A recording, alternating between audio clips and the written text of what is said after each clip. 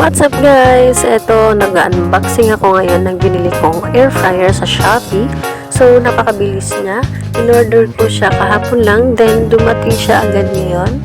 So, kahapon ng hapon, then dumating siya ngayon ng tanghali. So, napakaswerte ko naman dahil napakabilis ng deliver nila. So, ayan, napakaganda niya guys. So, sulit ang ibinayad ko dito sa halagang $599. May air fryer na ako. So, syempre, ite-testing ko din to kung paano siya gamitin kasi hindi ko pa siya alam kung paano gamitin.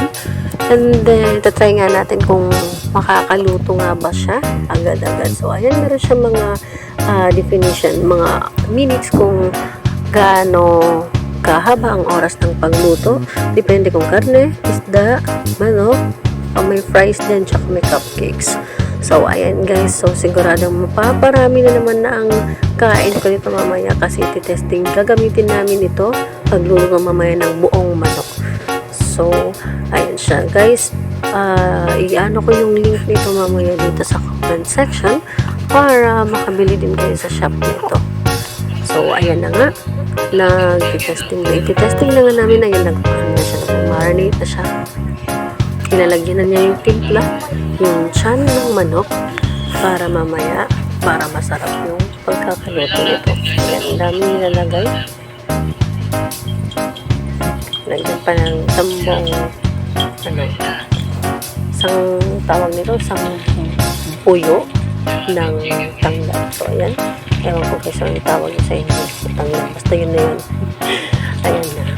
Napaka-mabusisi kasi talaga nito guys. Lalagyan na talaga lahat ng mga pampalasa.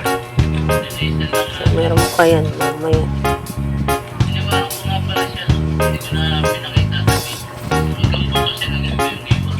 So, yan na. Ang gagawin, tatahin pa ata niya. Kasi parang bubutasan. Tatahin pa niya ata yan. Para maganda nga yung pagkakaluto. Tsaka para hindi maghiwa-hiwalay yung mga hiniwang mga pampalasa sa loob.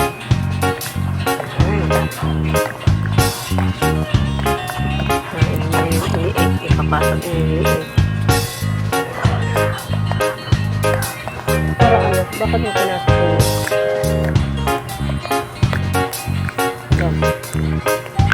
yung hintay tayo muna guys na may bits para maya titignan natin kung paano na siya isasalang dun sa air fryer natin.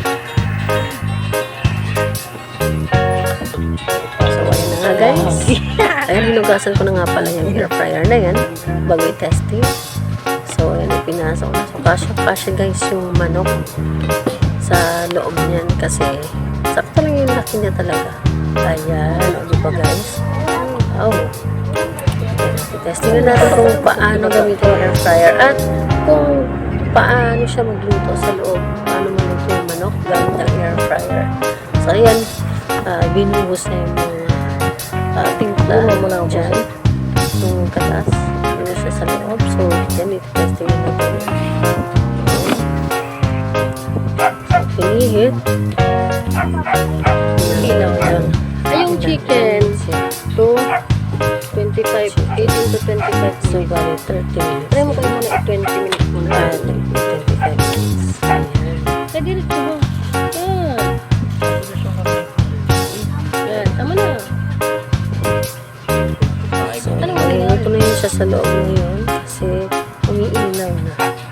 So, antayin na natin after 25 minutes kung ano yung result niya.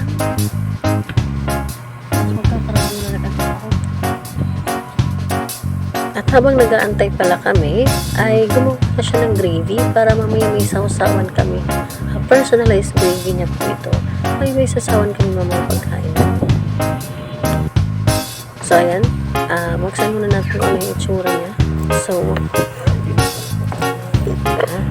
parang hindi pa siya gaanong luto yung kabila. Ang bango. Ayan.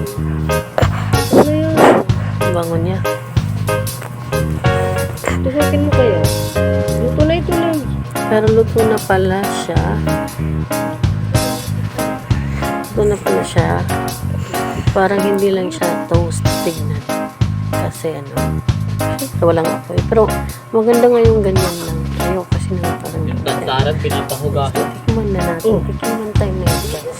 kasama na din yung sa ano. So, ayan, syempre yung green hindi mawawala. Saka yung syempre, yung White. Yung ganda dun siya. Yung ganda dun eh. Yung marunong.